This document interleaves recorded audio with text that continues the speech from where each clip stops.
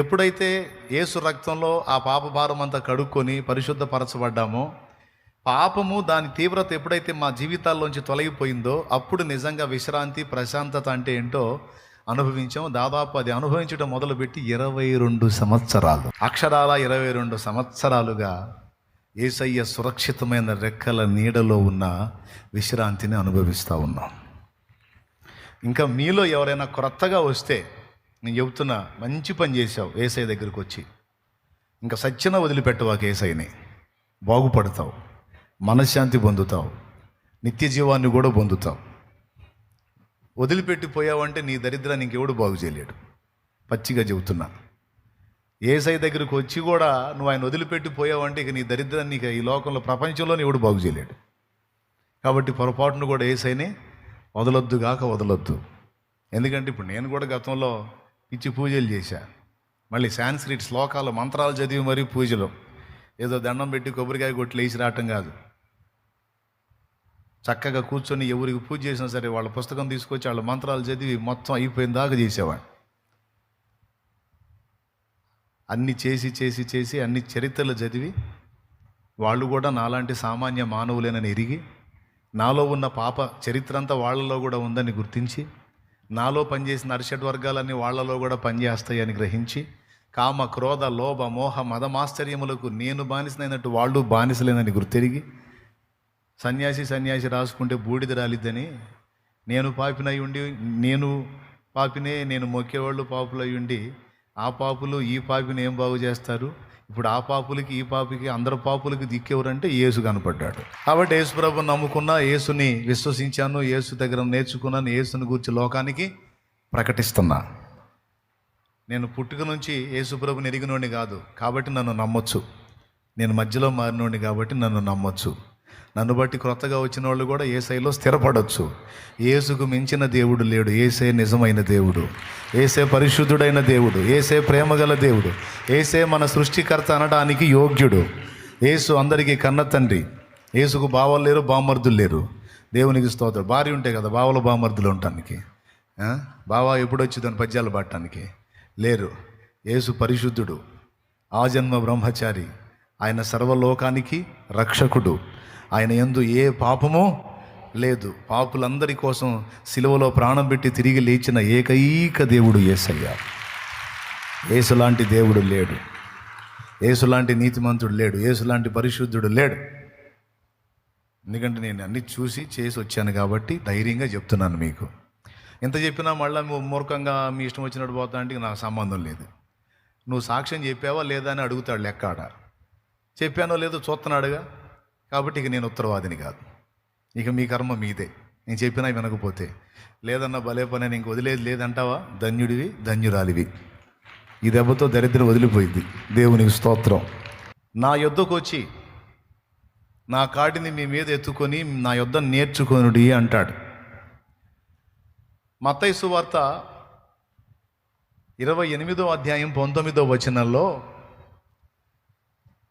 మీరు సర్వలోకమునకు వెళ్ళి సకల జనులను నాకు శిష్యులుగా చేయండి, తండ్రి యొక్కయు కుమారుని యొక్కయు పరిశుద్ధాత్మ యొక్కయు నామములోనికి వారికి బాప్తిస్మం ఇచ్చుచు, నేను మీకు ఏ ఏ సంగతులు ఆజ్ఞాపించి తినో వాటినన్నిటినీ గైకొనవలెనని వారికి బోధించుడి.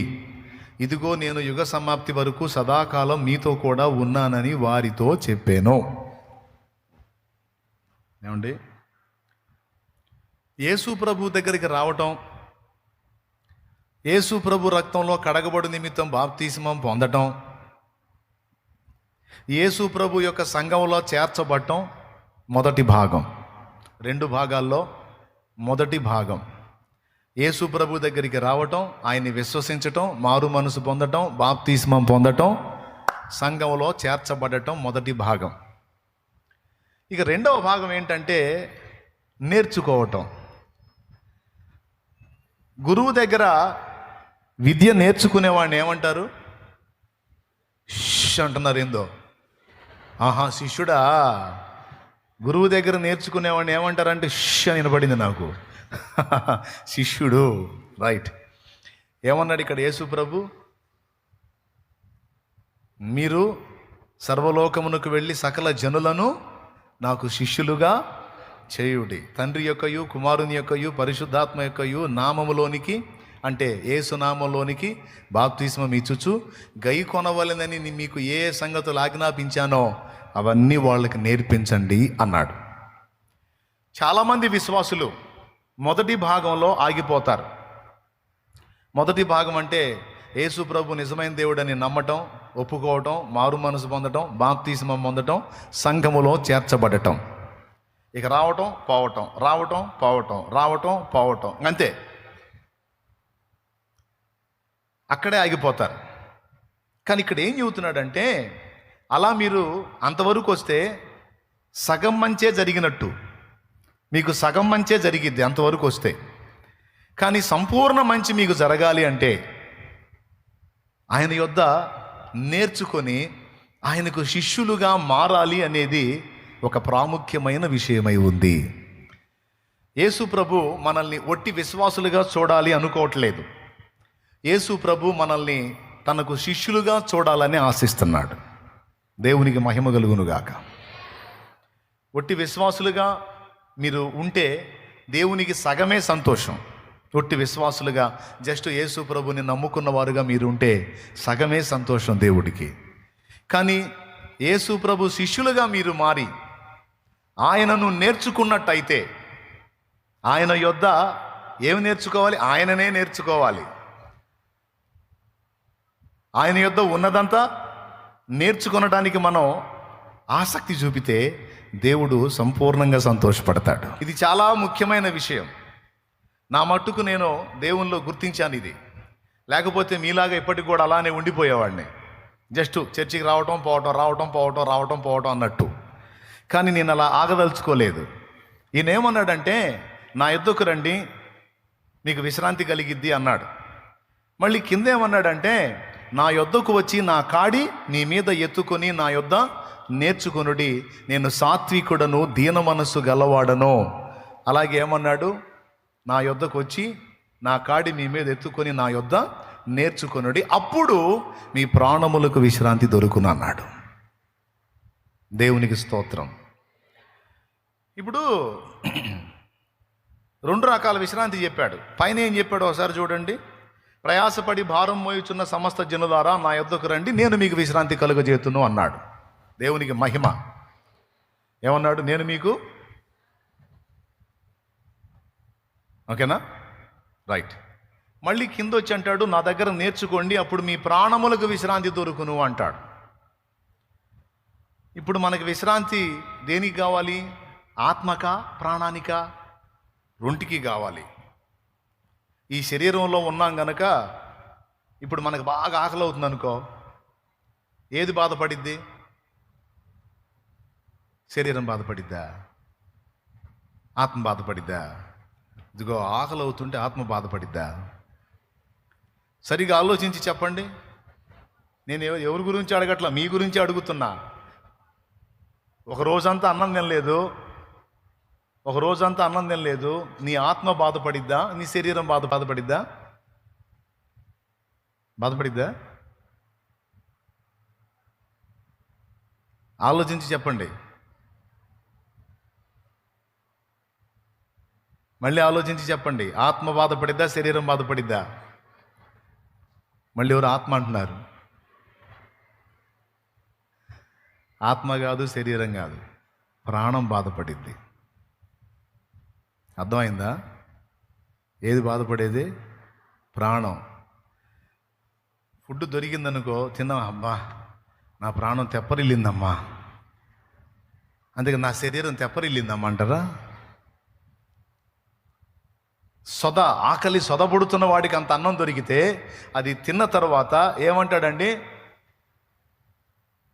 మన బ్లడ్లో ఏముంటుంది? రక్తంలో ఏముంటుందండి? రక్తం పోతే ఏమైనట్టు? రక్తం ఉంటే ఉంటుంది. రక్తంలో ఏముంటుంది? ప్రాణం ఉంటుంది. మనం తీసుకునే ఆహారము గ్లూకోజ్గా మారి బ్లడ్లో కలిసిద్ది. అప్పుడు ప్రాణానికి శక్తి కలిగిద్ది. అర్థమైందా? ప్రాణానికి శక్తి కలిగినప్పుడు శరీరం మొత్తం యాక్టివ్ అయింది. వింటున్నారా? ఒకడు తింటున్నాడు పోతున్నాడు అనుకో,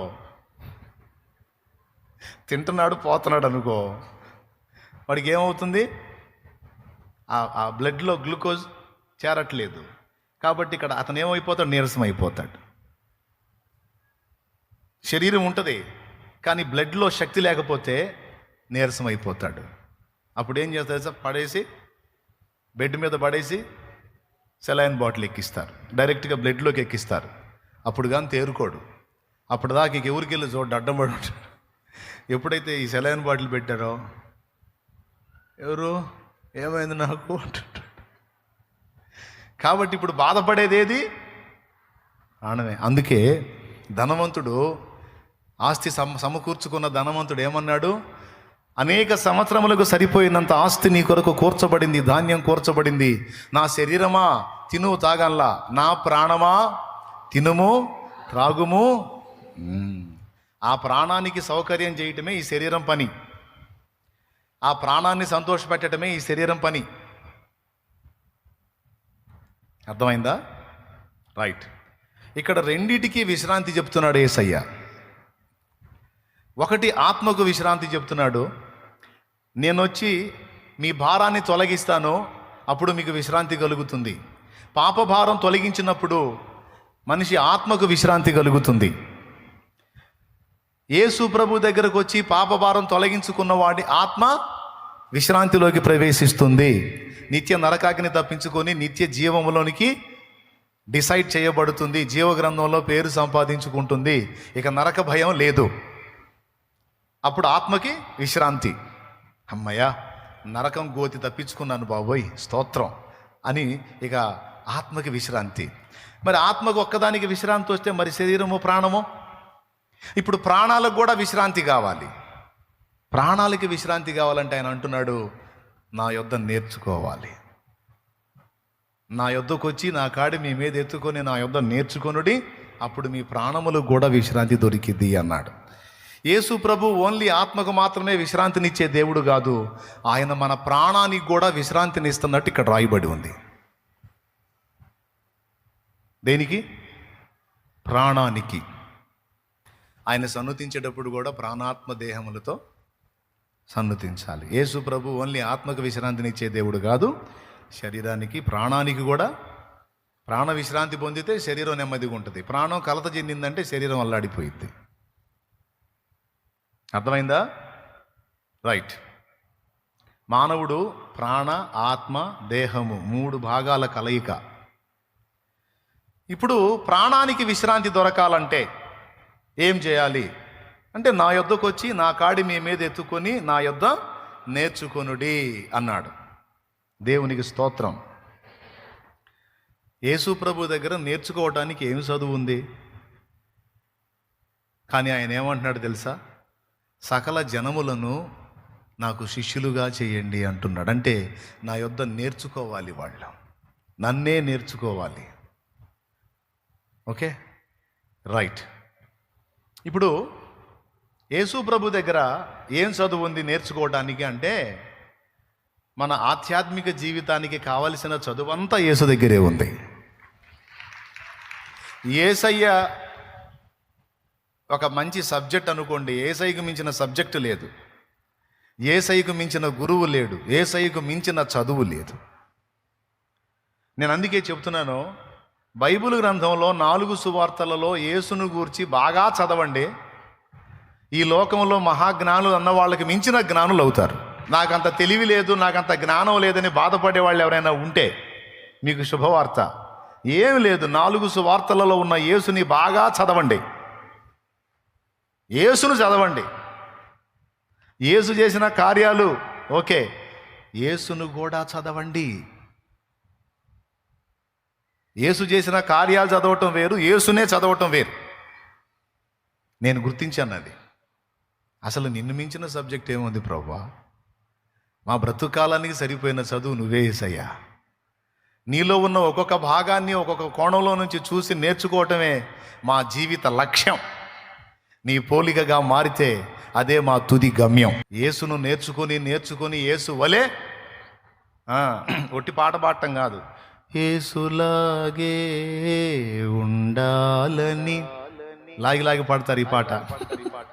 యేసులాగే ఉండాలని, యేసుతోనే నడవాలని, నిలవాలని, గెలవాలని, యేసునందే ఆనందించాలని, యేసునందే ఆనందించాలని, ఇదే నా కోరిక,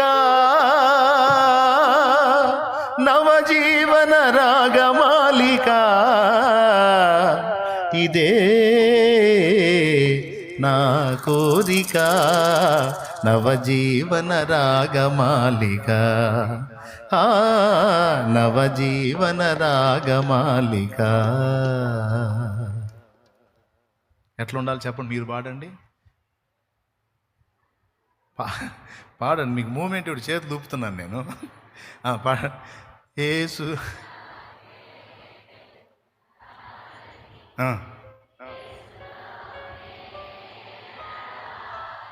టోటల్గా నీ కోరిక క్లైమాక్స్కి వచ్చేటప్పటికి టోటల్ అన్ని విషయాల్లో యేసులాగా సరిపోయిద్దా మరిగా? ఇంకేమన్నా మారాలా? యేసుకు మించేమన్నా మారతావా? లేదు, యేసులాగా ఉంటే చాలు. దేవునికి స్తోత్రం కలుగునుగా. ఇది మన గమ్యం, ఇది మనం తుదకు చేరాల్సినటువంటి గమ్యం, అదే మన లక్ష్యం. ఆయన అంటాడు, రండి నేను నేర్పుతా, నా యుద్ధకు రండి, నా మాట వినండి, మీరు ఎలా తయారు కావాలో నేను చేస్తా. నీ ఆత్మకు రక్షణ ఉంది, విశ్రాంతి ఉంది, నీ ప్రాణానికి కూడా విశ్రాంతి ఉంది. నీ ప్రాణాన్ని నువ్వు ప్రేమించొద్దు, నీ ప్రాణాన్ని నువ్వు ప్రేమించొద్దు, నీ ప్రాణం సంగతి నేను చూస్తా. దేవునికి స్తోత్రం. నీ ప్రాణానికి కావలసిన ఆహారము, నీ దేహానికి కావలసిన వస్త్రము, నీకు కావలసిన సమస్తము నేను చూసుకుంటా. దానికోసం నువ్వేదో నన్ను కాకాపట్టాల్సిన అవసరంలా. ఏంది?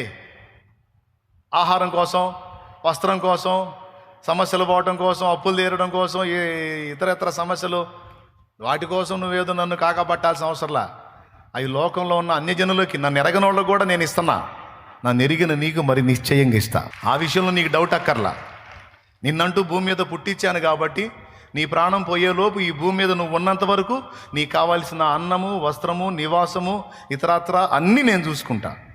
ఎందుకంటే అది నా రెస్పాన్సిబిలిటీ, నా బాధ్యత. అది నువ్వు నాకు మొక్కినా చూడాలి, నేను మొక్కకపోయినా చూడాలి. ఎందుకంటే నిన్నంటూ ఉనికిలోకి తెచ్చాను కాబట్టి నీకు ఇచ్చిన టైం ముగిసేదాకా నీకు కావాల్సిన అన్ని ఏర్పాట్లు నేను చూస్తాను. ఇది ఎలాంటిదంటే, వాడు ఆంతున తాగి తిరుగుతుంటే ఆ దరిద్రుడికి కూడెట్ట పెడుతున్నావు పనికి మాలిందానా నువ్వు అని అంటే ఏం చేద్దాం? కన్న నేరానికి. వాడు అంత దరిద్రంగా తిరుగుతూ ఉంటే వాడిని ఆంతును కూర్చోబెట్టి మేపుతున్నావు. ఏమయ్యా నీకేం బుద్ధి లేదంటే ఏం చేయమంటావురా? కన్న నేరానికి కన్నానుగా. ఆ కన్న నేరానికి మరి వాడు గాలోడో, జూలోడో, తాగుబోతోడో, ఎట్లాంటోడో, నన్ను పట్టించుకున్నా పట్టించుకోపోయినా వాడంటూ మరి నేను కన్నానుగా, కన్న పాపానికి మరి పెట్టాలిగా అన్నట్టు. దేవుణ్ణి ఒప్పుకున్నోడిని దేవుడు బతికిస్తాడు, దేవుణ్ణి ఒప్పుకోనోడికి కూడా దేవుడు అన్నం పెడతాడు.